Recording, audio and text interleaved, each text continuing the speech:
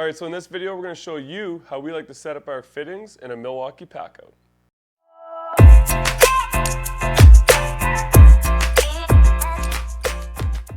Welcome to the Plumbing Gurus. My name is Karsten, and if you're new to this channel, we're here to strive to save you money and keep you informed on all the proper plumbing practices. So don't forget to subscribe, and let's jump right into this. All right, so as a plumber, over the years, 16 years of plumbing, I have come to realize that being organized is probably one of the most important things. Efficiency, getting the job done kind of fast, well, and properly clean. Keeping all your stuff clean and organized is very important, especially as a business owner. If you're quoting jobs and you want to make money and not be kind of like scrambling all over the place looking for stuff, or you bought a fitting and it's flying around in your van and you're going to buy more and you're just constantly buying pipe and fittings. These things are absolutely amazing. These are the Milwaukee Packout organizers. So I'll start here first with Pex Fittings, one of the kind of most common small things that we like to use that we can fit in here.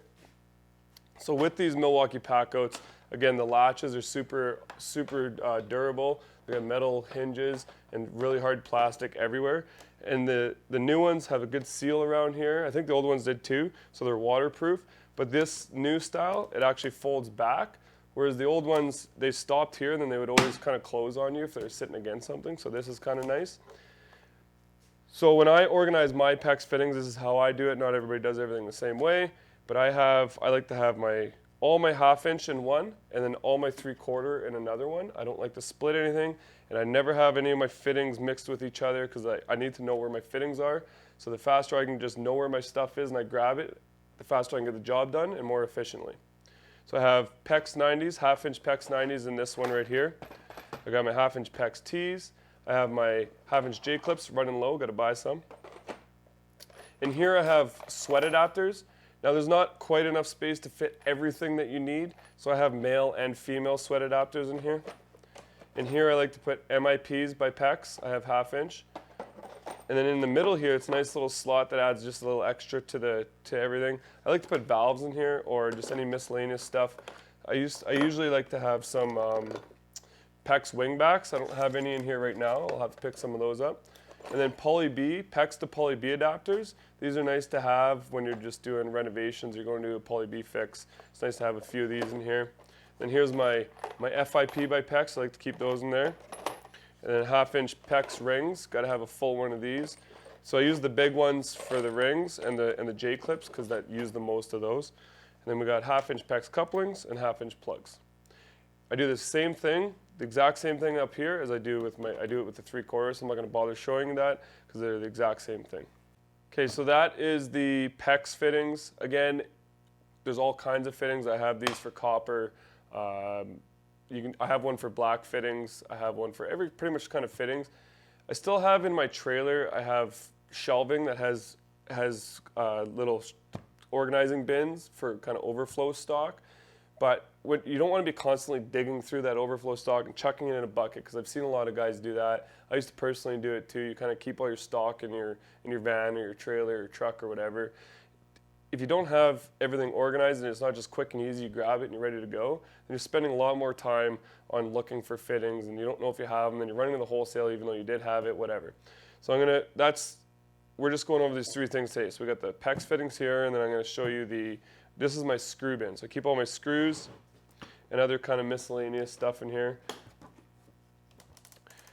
So what I like to keep in here, I have 1/2 inch copper kind of U-clip things that hold copper, or I can use them for other things too. I've got 3/4 ones, copper clips.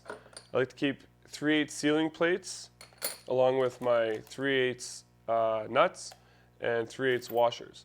So whenever we're doing ready rod or hanging things from a ceiling or doing whatever, hanging a boiler stuff, I like to use split ring hangers for hanging boilers. I have a whole nother one of these just for like split rings and other mostly it has just split rings and hangers like that. So then I have all my different sizes of screws that I kind of use every single day. We have this is a 2-inch screw. I got 1.5 inch screws. I got 3-inch screws for going through wood. I have 3/4 screws I use for just hanging strapping for ABS or whatever. Then I got 10 by 1. So all of these are number 8s. All my screws are 8s. But then I have 10 by 1s because these sealing plates the 8s don't fit, they screw right through here, so you need a number 10 head for these, and then you also want kind of a bit of longer screw just for strength. Then I have the stove bolts. I rarely ever use these. A lot of guys use them. They're just a nut and bolt. A lot of guys use them for strapping or whatever, so sometimes I'll use them for hanging gas lines, but I've had these for years and I barely ever use them. So that's how I like to set up my screw bin. Again, everybody's different. Some people have smaller ones and less screws, but I go through so many screws. I like to make sure I have lots. I have big overflow bins that I buy in bulk that sit in my trailer, so that when these empty, I just fill them up. And again, everything comes down to organization and keeping yourself ready for the next job and knowing that you're gonna keep making money. All right, so if you're one of the few people that made it to the end of this video, thanks so much for watching. Please leave a comment. I hope you got some value out of this. And if you are a plumber, if you're new or a business owner, I hope this helps you stay organized, and we'll see you on the next one.